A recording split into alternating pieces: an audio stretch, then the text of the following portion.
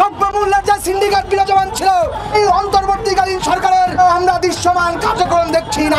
এক নম্বর সুৎখোর, হাজার হাজার নারী ইজ্জত দিয়েছে, সুদে বেরিয়ে নেওয়া প্রত্যেকটা গ্রামে গ্রামে নারী ইজ্জত দিয়েছে। মিস্টার ইউনূস, আপনার কাউন্টডাউন শুরু হয়ে গেছে। আপনি সিদ্ধান্ত নেবেন পদত্যাগ করবেন না পালাবেন। যখন উর্মির মতো লক্ষ লক্ষ তরুণ যুবক যুবতী স্বাধীনতার সপক্ষের শক্তি যখন রাজপথে নামবে, তখন আপনি পালাবার পথ পাবেন না।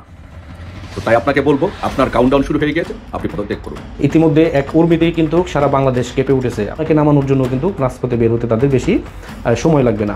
নোবেল জয়ী মানুষ, আপনি সারা ওয়ার্ল্ড আপনাকে সম্মান করে বা আপনাকে শ্রদ্ধা করে, ওই জায়গায় যদি আপনি থাকতে চান, দ্রুত সময় একটি নির্বাচন দিয়ে আপনি আপনার দায়িত্ব থেকে সরে যান। আপনাদের মতো ভালো না। ইউনূস সরকার বিশ্বাসযোগ্যতা হারিয়েছে। এমনকি ওয়াকারকে বলবো, জেনারেল ওয়াকারকে, ইউনূস সরকার বিশ্বাসযোগ্যতা হারিয়েছে। হয় ইউনূসকে সরান, আনালে পুরা উপদেষ্টা মন্ডলী চেঞ্জ করেন, নাহলে ন্যাশনাল গভর্নমেন্ট করেন। আপনি ইলেকশন দিবেন, আওয়ামী লীগকে ছেড়ে মারামারি করুন। আমরা ভাই মারামারি করার জোর ডাক দিব, আমি ইলেকশন করতে দেবো না। প্রিয় দর্শক, ডক্টর ইউনূসকে পদত্যাগ করতে বলছেন দেশের জনগণ। হ্যাঁ, এমন কিছু গুরুত্বপূর্ণ নিউজ এবং গরম খবর নিয়ে আজকে আপনাদের সামনে হাজির হয়েছি। প্রিয় দর্শক, ইতিমধ্যে আপনারা ভিডিওর কিছু অংশ দেখে ফেলেছেন, দেখেই হয়তো বুঝতে পারছেন আজকের ভিডিও ঠিক কতটা গুরুত্বপূর্ণ। তো যারা ভিডিও অন করেছেন তারা ভিডিও না টেনে পুরো ভিডিও দেখতে থাকুন, তাহলে ভিডিওর অংশ বিশেষগুলো বুঝতে পারবেন। চলুন পর্যায়ক্রমে ভিডিওগুলো আমরা দেখে আসি।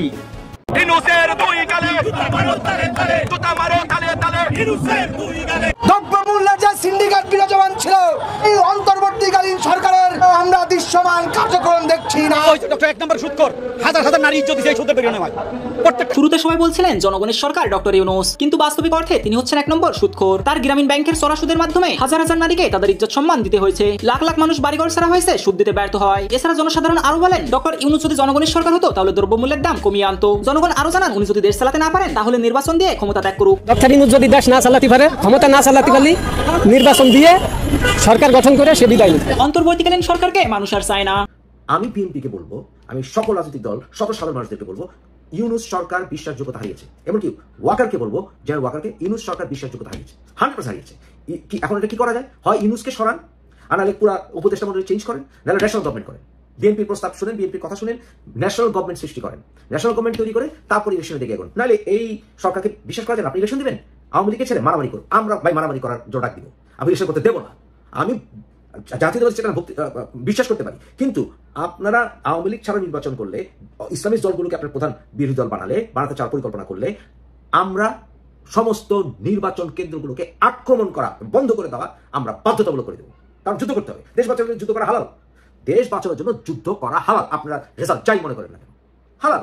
সুতরাং আপনাদের এজেন্ডা ভালো না। আপনাদেরকে যেখানে সেখানে সংস্কারের নামে আপনারা চাচ্ছেন যে আজকে এই লোকের বিচার, আপনার বিচার করা বলতে আওয়ামী লীগকে কি বুঝলেন? আওয়ামী লীগের লক্ষ লক্ষ কর্মী, এই লক্ষ লক্ষ কর্মীকে আপনার বিচার করতে থাকবেন।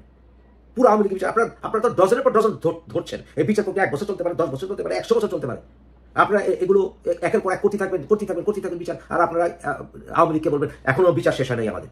আরে বঙ্গবন্ধু হত্যাকারীদের বিচার করতে কত বছর লেগে গেছে, যুদ্ধপরাধীদের বিচার করতে কত বছর লেগে গেছে। তো সেখানে আওয়ামী লীগের নেতাদের বিচার করবেন, তারপরে সিদ্ধান্ত নেবে জনগণ আওয়ামী লীগ রাজনীতি করতে পারবে কি পারবে। এরকম ফাইজলামি করার অধিকার আপনাদেরকে কে দিয়েছে? মানি না আপনাদের কথা, মানলাম না। এই গণঅভ্যুত্থানের পরে ইউনূস সরকার যে সরকার গঠন করে দেশ চালাচ্ছে, আমরা কি ইউনূস সরকারকে এই অধিকার দিয়েছিলাম যে আপনারা সংস্কারের নামে, যেখানে সেখানে সংস্কারের নামে আপনাকে দলীয় রাজনৈতিক এজেন্ডা নিয়ে কাজ করবেন? প্রথমত এই সরকারের কোনো সাংবিধানিক অধিকার নেই, কিন্তু দেশের পরিস্থিতির কারণে দেশের রাজনৈতিক দলগুলো, তাও সবগুলো না, কিন্তু বামপন্থী রাজনৈতিক দলগুলোকে কিন্তু এই ইউনূস সরকার ডাকেনি। যাই হোক, বাংলাদেশের প্রধানতম রাজনৈতিক দলগুলোকে ডেকে একটি অ্যাপ্রুভাল নেওয়া হয়েছে। বাংলাদেশের প্রধানতম রাজনৈতিক দলগুলো বলেছে ঠিক আছে আপনারা দেশ চালান, এবং ওয়াকার, জেনারেল ওয়াকার, উনি বলেছে ঠিক আছে আমি সমস্ত দায় দায়িত্ব নিলাম। উনি বলেছিলেন উনি সমস্ত দায় দায়িত্ব নিয়েছিলেন, তো উনি সমস্ত দায় দায়িত্ব নিলেন, উনি বলেন যে ঠিক আছে সমস্ত আলোচনা সাপেক্ষে দেশ চালান। কিন্তু সংস্কারের নামে যা কিছু করছে তো সীমাহীন। আমরা বা রাজনৈতিক দলগুলোকে বলেছে সাধারণ মানুষের সাথে মিলে যে আপনাদের সংস্কারের কোনো সীমারেখা নেই। এই সরকার তো একটি দলীয় এজেন্ডা নিয়ে নেমেছে। 1996 সালের 13th অ্যামেন্ডমেন্টের পরে যেই কেয়ারটেকার গভর্নমেন্টের কথা বলা হয়েছিল, সেটা ছিল নন পার্টিজান বা নির্দলীয় কেয়ারটেকার গভর্নমেন্ট। কিন্তু আপনারা কোনো একটি দলীয় এজেন্ডা নিয়ে কাজ করবেন, আমরা তো ভাই এটা মেনে নেব না। আপনাদের যে সমন্বয়কারীরা, এটা তো দলীয় এজেন্ডা খুঁজছে, একটা ইসলামীকরণের, একটা জিহাদিকরণের একটি এজেন্ডা খুঁজছে, এবং তারা রিসেট বাটন চেপে বাংলাদেশের ইতিহাস মুছে দিতে চায়। কারণ এরা স্বাধীনতা বিরোধী শক্তি। স্বাধীনতা বিরোধী শক্তি এখন আমাদের ঘাড়ে চেপে বসছে। এই সমন্বয়কারী নেতাদের ভেতরে অন্যতম একজন নেতা ছিল মুখোশধারী শিবির কর্মী। তো শিবির কর্মী কি বাংলাদেশ স্বাধীনতা বিশ্বাস করে নাকি? করে না। এখন তারা কোথায় কোথায় মুখোশ পরে বসে আছে এই সমন্বয়কারীরা আমাদের ফাইন্ড করা মুশকিল। এবং তাদের এই পলিটিক্যাল এজেন্ডাগুলো ক্লিয়ার হচ্ছে দিন দিন, কারণ বিভিন্ন ক্ষেত্রে, ব্যাংকিং ক্ষেত্র, শিক্ষা ক্ষেত্র, বিভিন্ন ক্ষেত্রে এই সকল জামাতিদেরকে পুনর্বাসিত করা হচ্ছে। তাহলে এরা একটি দলের মতো করে কাজ করছে। এবং আমরা দেখছি জায়গায় জায়গায় এই জেহাদি দলগুলো মাথাচাড়া দিয়ে হচ্ছে, এই যে হিজবুত তাহরির মাথাচাড়া দিয়ে হচ্ছে। তাহলে বোঝা যায় এরা প্রশ্রয় এদেরকে দেওয়া হচ্ছে এবং এরা অতীত থেকেই জানে যে এই কেয়ারটেকার, তথাকথিত কেয়ারটেকার বলেন, ইন্টারিম বলেন, যেটি বলেন, এদের সময়ে এরা মাথাচাড়া দিয়ে উঠতে পারবে। এরা বিভিন্ন কলেজে এই সকল ব্যানার, এই সকল কলেমা লিখিত যে ইসলামিক স্টেটের মতো করে এরা মিছিল বের করবে। কিন্তু ইসলামে কোথাও তো এরকম পতাকায়, কলেমা লিখে এরকম প্রসেশন, এরকম তাণ্ডব ঘটনার কোনো নজির ওই রাসূলুল্লাহ সাল্লাল্লাহু আলাইহি ওয়াসাল্লামের সময় ছিল না এবং খলিফা রাশিদের সময় ছিল না। এগুলো হচ্ছে ইসলামিক স্টেটের আদলে মিছিল। আমাদের জন্য এটা চিন্তার কারণ। সুতরাং আপনার যে পলিটিক্যাল এজেন্ডা, এটা তো নন পার্টিজান নয় ডক্টর ইউনূস। তাই আপনারা সংস্কারের নামে যা করছেন এগুলোর কোনো অ্যাপ্রুভাল নেই, সাধারণ জনগণের নেই এবং রাজনৈতিক দলগুলোর তো নেই। বাংলাদেশের বৃহত্তম দুটো রাজনৈতিক দল, ইউনূস সরকার মানুক বা না মানুক, এই অবৈধ সরকারটা অবৈধ, এখন পর্যন্ত অবৈধ। যদি পরবর্তী গভর্নমেন্ট এটাকে অ্যাপ্রুভাল না দেয়, সাংবিধানিকভাবে যদি পার্লামেন্টে অ্যাপ্রুভাল না দেয়, এটা অবৈধ সরকার হবে এবং তাদের রাষ্ট্রদ্রোহিতার শাস্তি হবে। নেভারদিলেস এই যে ইউনূস গভর্নমেন্টের সময় যে মাত্রাতিরিক্ত স্টেপগুলো নেওয়া হচ্ছে, এখানে বৃহত্তম রাজনৈতিক যে দল বলেন দুটো, বিএনপি এবং আওয়ামী লীগ। মির্জা ফখরুল ইসলাম আলমগীর বললেন যে কোনো রাজনৈতিক দলকে ব্যান করার পক্ষে ওনারা না। বিএনপি এখন কথা বলছে, বিএনপির ওপিনিয়নটা আমাদের কাছে ভ্যালুয়েবল, আমাদের কাছে ভ্যালুয়েবল না সমন্বয়কের ওপিনিয়ন। সমন্বয়ক ডক্টর ইউনূসকে বসিয়েছে এবং ডক্টর ইউনূস যদি মনে করে থাকেন যে সমন্বয়করা বসিয়েছে মানেই জনগণ বলেছে, হি ইজ রং। ওনার বেশ কি দেশের বৃহত্তম রাজনৈতিক দলের ভিতরে একটিকে আপনারা পুরো ফ্যাসিস্ট বলে একেবারে সাইডলাইন ফেলে দিচ্ছেন এবং আরেকটি বৃহত্তম দল বিএনপিকে আপনারা পাত্তা দিচ্ছেন না, বিএনপি ওপিনিয়নকে আপনারা পাত্তা দিচ্ছেন আপনাদের সমন্বয়কারীদের কথা। এবং সমন্বয়কারী আপনার এমপ্লয়ার হয়েছে বলে তারা যেভাবে চলতে বলবে আপনি সেভাবেই চলবেন এবং সেভাবে মনে করে নেবেন, দেশের মানুষের সমর্থন করে। পুছোজিও ডক্টর ইউনূস এবং আপনি আওয়ামী লীগকে বলছেন, মানে আপনার ওই সমন্বয়কারীরা যে ভাষায় কথা বলছে যে আওয়ামী লীগের বিচার হতে হবে এবং বিচার হয়ে তারপরে আওয়ামী লীগের রাজনীতি করতে দেবে কিনা জনগণ ডিসাইড করবে। জনগণ কিভাবে ডিসাইড করবে? আপনারা কি এরকম একটা এজেন্ডা নিয়েছেন যে আওয়ামী লীগকে ছাড়া নির্বাচন করে তারপরে পরবর্তী সরকার ডিসিশন নেবে যে আওয়ামী লীগ রাজনীতি করতে পারবে কি পারবে না? আপনাদেরকে এরকম একটি পার্লামেন্ট, সাজানো পার্লামেন্ট করার আপনাকে অধিকার কে দিল, যেখানে কিনা আওয়ামী লীগের কোনো রিপ্রেজেন্টেশন থাকবে না? কে দিল? বাংলাদেশের মানুষ মিনিমাম 30 থেকে 40% মানুষ আওয়ামী লীগ করে মিনিমাম, এবং শেখ মুজিবকে ভালোবাসে বাংলাদেশের মিনিমাম 90% মানুষ। 10% না ভালোবাসে, আসলে 99% ধরে নিলাম 90% মানুষ শেখ মুজিবুর রহমানকে ভালোবাসে। যদিও শেখ মুজিবুর রহমানের অনেক সমালোচনা অনেকে করে, যারা সমালোচনা করে 72 থেকে 75 তারাও 1971 সালে শেখ মুজিবুর রহমানের ভূমিকাকে অস্বীকার করবে না। আমি তো ভাই জাতীয়তাবাদী চেতনায় বিশ্বাস করি, জিয়া রহমানকে ভালোবাসি, আমি তো শেখ মুজিবুর রহমানকে অসম্মান করতে পারবো না। শেখ মুজিবুর রহমানকে এই যে পোস্টার ছিঁড়েছে, মূর্তি ভেঙেছে, এগুলোর কারণ হচ্ছে তার কন্যা শেখ হাসিনার বাড়াবাড়ির কারণে। তখন শেখ হাসিনা বাড়াবাড়ির কারণে সেটা যেটা গিয়ে বসে পড়েছে বঙ্গবন্ধুর বিভিন্ন মূর্তিতে অথবা ছবিতে, কারণ বঙ্গবন্ধুর ইমেজকে পুঁজি করে শেখ হাসিনা বাড়াবাড়ি করতো। এই কারণে ওটা উপর গিয়ে পড়েছে। তো এমনি বাংলাদেশ শেখ মুজিবুর রহমানকে অসম্মান করে বা ভালোবাসে না। আপনারা চাচ্ছেন রিসেট বাটন চাপতে, আপনার রিসেট বাটন চাপার অধিকার কে দিয়েছে? সমন্বয়কারীরা যদি আপনাকে ক্ষমতায় বসিয়ে থাকে এবং সেই অজুহাতে আপনি যদি বাংলাদেশের বৃহত্তম রাজনৈতিক দল দুটোকে, একটিকে আপনি ব্যান করে দিতে চান, আরেকটিকে আপনি পাত্তাই দিতে চান না, আপনাকে কে মানলো? আপনাকে কে মেনেছে? ভাই আমি তো মানি না, আমি তো আগেই আপনার সঙ্গে আমি বলছেন আপনাকে মানি না, কারণ আপনি যে কাজগুলো করছেন একটার অনুমোদন আমাদের নেই।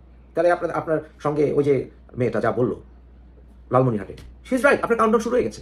আপনার আন্ডারে ইলেকশন সুষ্ঠু হবে না। আপনি পার্টিজান অ্যাটিটিউডে ভুগছেন, আপনার সরকার পার্টিজান অ্যাটিটিউডে ভুগছে। ধরুন আপনি আওয়ামী লীগকে ছাড়া আপনি নির্বাচন দিলেন, সেই নির্বাচন গ্রহণযোগ্য হবে। বিএনপিকে ছাড়া নির্বাচন যেমন গ্রহণযোগ্য হয়নি, আওয়ামী লীগকে ছাড়া বাংলাদেশের নির্বাচন গ্রহণযোগ্য হবে না। আওয়ামী লীগকে সুষ্ঠু নির্বাচনে যেতে দিতে হবে। এত বৃহৎ একটি রাজনীতি, যেটা তো পিচ্চিনিঙ্গি দল না যে পিচ্চিনিঙ্গি একটি কাল্ট, পিচ্চিনিঙ্গি একটি ফ্যাসিস্ট গ্রুপ তারা করেছে তাই পুরো দলটাকে ব্যান করে দিবেন। বাংলাদেশে 30 to 40% মানুষ কি ফ্যাসিস্ট নাকি? বাংলাদেশের 30 থেকে 40% মানুষ মিনিমাম আওয়ামী লীগ করে বা আওয়ামী লীগ সমর্থন করে, যাদের অনেকেই শেখ হাসিনা সমালোচনা করে। এখন আপনি 30 থেকে 40% মানুষ যদি ফ্যাসিস্ট হয়ে থাকে, তাহলে ফ্যাসিস্ট দিয়ে দেশ চালাতে হবে, যে 30% থেকে 40% মানুষ সব ফ্যাসিস্ট। অ্যাবসার্ড কথাবার্তা। তাই ডক্টর ইউনূসের এই সরকারের কোনো অধিকার নেই উনি এই কাজগুলো করবেন। আর সংবিধান অ্যামেন্ডমেন্ট করবেন, আপনাকে সংবিধান অ্যামেন্ড করার আপনাকে ক্ষমতা দিয়েছে কি? আপনি সমস্ত দল মিলে আপনি যদি বলেন আপনি নতুন সংবিধান করবেন, আপনাকে এই ক্ষমতা, এই কোন ইন্টারিম গভর্নমেন্টের এই ক্ষমতা কি আছে যে সংবিধান বাতিল করে নতুন সংবিধান করবে? আছে। সুতরাং এই নজিরবিহীন কাজগুলোকে করার অধিকার আপনাকে কে দিল? তারপরেও কনস্টিটিউশনাল অ্যামেন্ডমেন্ট যদি করতে হয়, নতুন নির্বাচিত সরকার আসবে এবং সেই নির্বাচিত সরকার এসে তারা স্টেপ নেবে সংবিধান অ্যামেন্ডমেন্ট করা, এবং সেই ক্ষেত্রে আমরা কিছু দাবি করতে পারি, যেমন কিছু ইম্পর্টেন্ট বিষয় জনগণের রেফারেন্ডামের জন্য দিতে হবে। যেমন সেটা উদাহরণ হিসেবে অস্ট্রেলিয়ার উদাহরণ আছে, আমেরিকায় উদাহরণ আছে, তারপরে আরও একটা দেশের উদাহরণ আছে, যেখানে উদাহরণগুলো টেনে যে কোন ক্ষেত্রে ম্যান্ডেটরি এই রেফারেন্ডাম দেওয়া যায়। এইসব বিষয়ে আলোচনা হতে পারে। কিন্তু আপনারা রিসেট বাটনের নামে সর্বক্ষেত্রে আপনার সংস্কারের নামে যা কিছু তাই বলবেন, আপনাকে পার্টি ব্যান করার অধিকার কে দিয়েছে? আপনাদেরকে সব জায়গায় পরিবর্তন করার অধিকার কে দিয়েছে? আমাদের সংস্কার নামে সব জায়গায় পরিবর্তন করার আপনাদেরকে কেউ অধিকার দেয়নি। নোবডি কেউ। এখন যদি পরবর্তী সরকার হিসেবে আপনাদের কাজগুলোকে অনুমোদন না দেয়, তখন কি হবে? এই অ্যাডমিনিস্ট্রেশন কে চেঞ্জ করবে? আপনার কি চান বাংলাদেশ তখন আর একটা বিরাট ক্যাওসে পড়ুক, যে নির্বাচিত সরকার বনাম আপনাদের অ্যাপয়েন্টি যে বিভিন্ন জায়গায় রেখেছেন দেশে, মানে আরেকটা বিশাল অরাজকতার সৃষ্টি করবেন? নাকি আপনি চান আরেকটি ফ্যাসিজম তৈরি হোক? ভাই, অধিকার কেউ কাউকে অনেক সময় দেয় না, আদায় করে নিতে হয়। এবং সেই ক্ষেত্রে আরেকটি সংগ্রাম শুধু নয়, আরেকটি যুদ্ধ আপনাদের সাথে মাঝখানে, বাংলাদেশ স্বাধীনতার সার্বভৌমত্ব রক্ষার জন্য, যাতে করে বাংলাদেশ স্বাধীনতা বিরোধী শক্তিরা যারা বাংলাদেশের রিসেট বাটন চাপতে চায়, 1971 সাল ভুলিয়ে দিতে চায়, এই কয় হাজার মরেছে? 1000 সরকারিভাবে যখন লেকচার মানেন বিদেশি গিয়ে তখন তো 1000 বলেন, বা এনিওয়ে 1000 2000, 1971 সালে মরেছে লক্ষ লক্ষ। আপনারা কি তাদের পক্ষে কাজ করছেন যারা কিনা বলে কয়েক হাজার মরেছে, কয়েকশো মরেছে স্বাধীনতা যুদ্ধের সময়? আপনারা কি সেই এজেন্ডা নেমেছেন নাকি? যে ওই গোলাম আজমের ছেলে বলে মরেছে বোধহয় 3 লাখ বা 1 লাখ, এরকম? সুতরাং আপনাদের মতো ভালো না।